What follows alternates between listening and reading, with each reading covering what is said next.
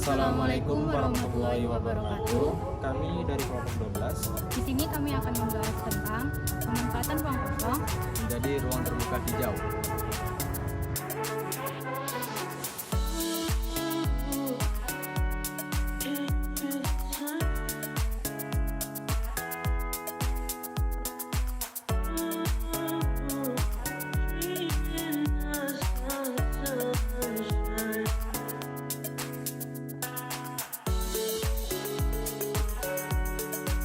Oke, di sini saya akan menjelaskan manfaat dari ruang terbuka hijau.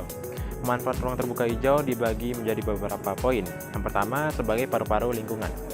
Kehidupan di perkotaan identik dengan tingginya tingkat polusi kendaraan bermotor yang berdampak pada menurunnya kualitas hidup masyarakat.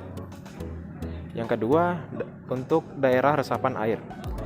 Risiko banjir ini akan semakin tinggi ketika tingkat menanggulangi tidak seimbang dengan ketersediaan ruang terbuka hijau. Yang ketiga, sebagai peredam kebisingan. Selain mengurangi penggunaan kendaraan pribadi, kebisingan perkotaan ini juga dapat diatasi dengan pembangunan ruang terbuka hijau di daerah perkotaan.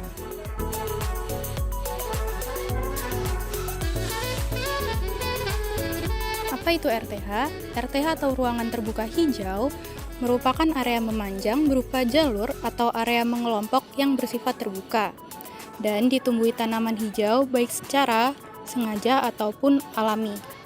Penataan wilayah di lingkungan kami pun masih minim, termasuk penerapan ruang terbuka hijau sehingga dapat menyebabkan tingkat polusi yang kian bertambah.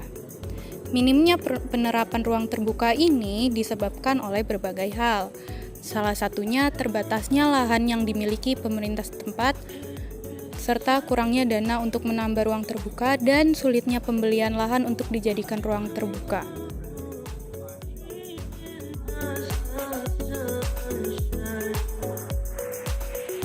Beberapa solusi untuk masalah lingkungan. Seperti yang kita ketahui, RTH memiliki banyak manfaatnya. Tidak hanya berfungsi sebagai estetika atau memperindah, tetapi juga dapat memproduksi oksigen yang kita butuhi dan dapat dijadikan media area berkumpul bagi warga setempat. Tetapi dengan masalah yang dihadapi seperti kurangnya lahan untuk membangun RTH tentu tidak menghalangi, karena solusinya adalah antara lain yang pertama yaitu untuk membangun RTH pada umumnya membutuhkan biaya yang cukup tinggi dan tidak murah. Tetapi dengan kita menanam pohon di lingkungan terbuka dapat menjadi tahap awal membangun RTH. Yang kedua adalah dengan kesadaran diri sendiri, solusi yang kami beri dapat dilakukan secara mandiri dengan alat yang minim. Yang ketiga yaitu kelemahan dari solusi yang kami berikan adalah apabila pergerakan menanam pohon ini hanya dilakukan oleh beberapa orang atau pihak saja.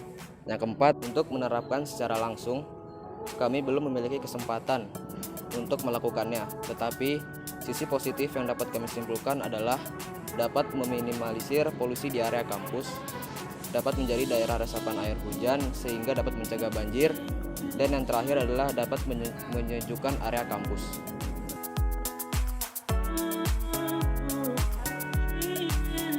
Saya Hafiz Sita Baihaqi dengan NIM 1301223450 dari IF 4608.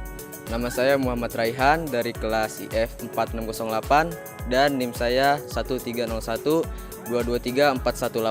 Perkenalkan, nama saya Yulia Dinda Yuda dengan NIM 1301223415 dari kelas IF 4608.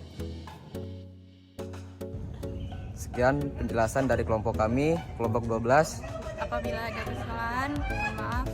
Wassalamualaikum warahmatullahi wabarakatuh.